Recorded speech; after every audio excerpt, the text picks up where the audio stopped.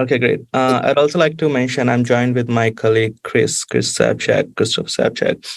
He'll also be here and can help in answering some questions. Um, he works.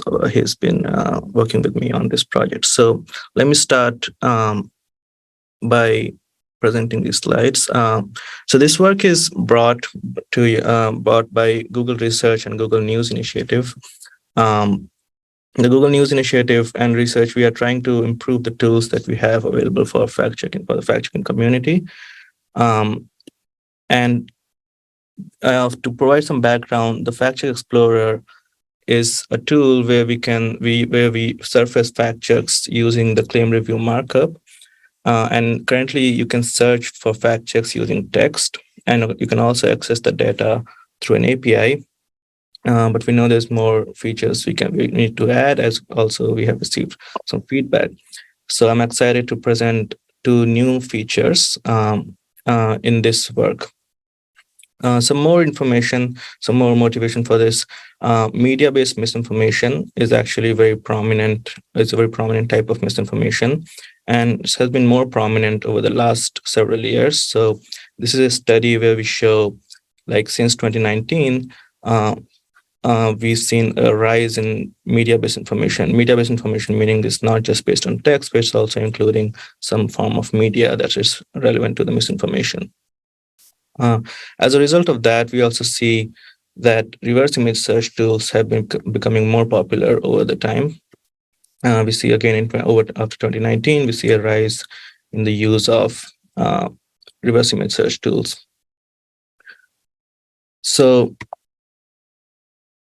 in this work, we are introducing two new image search features, and these will be available in the Fact Check Explorer.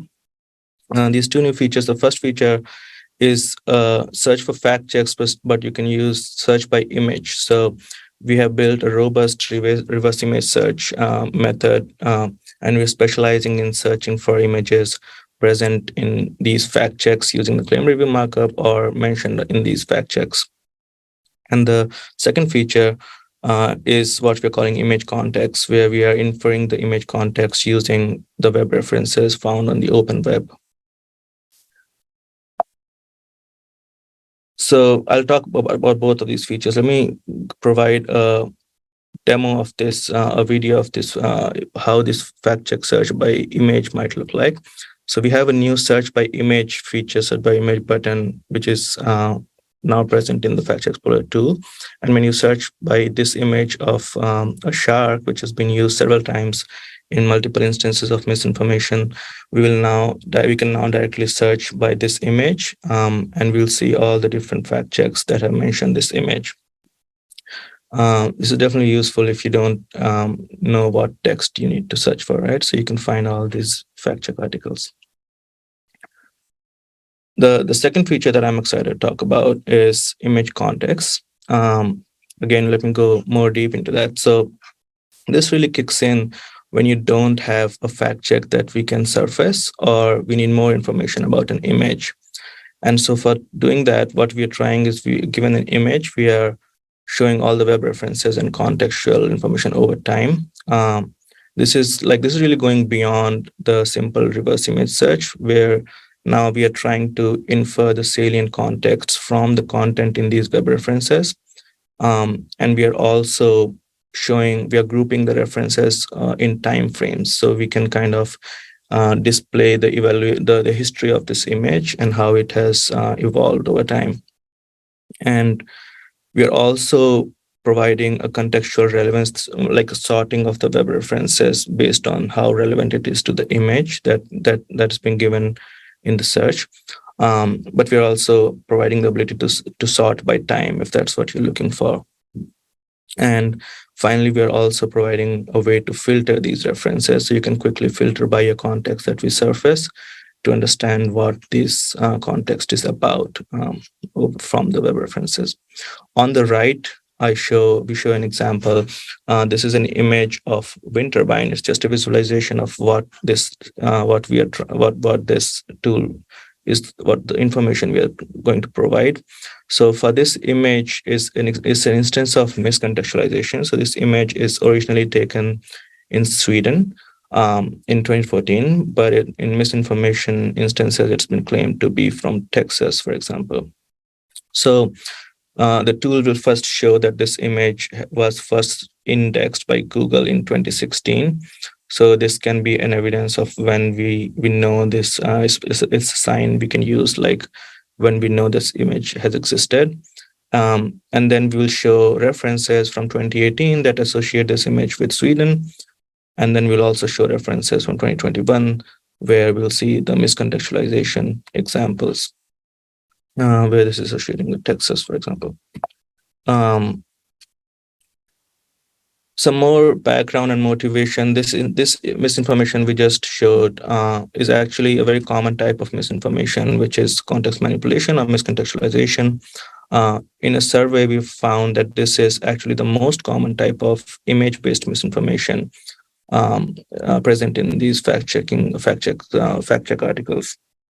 So what we'll see here is, it's around 40% in 2023 of misinformations based on image are actually instances of context manipulations. The context manipulation meaning an image is repurposed in a different context than what was the original context for the image.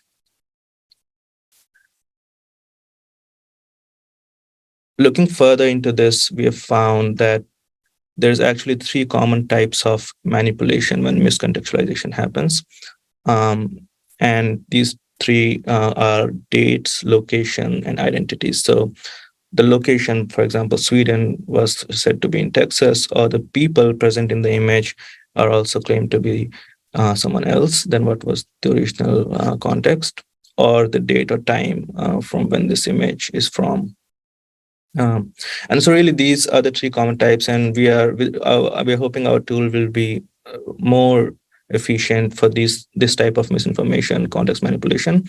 And because these 3 are the common types of and relatively tractable types of manipulation, we are focusing on these 3 contexts that will surface in our tool.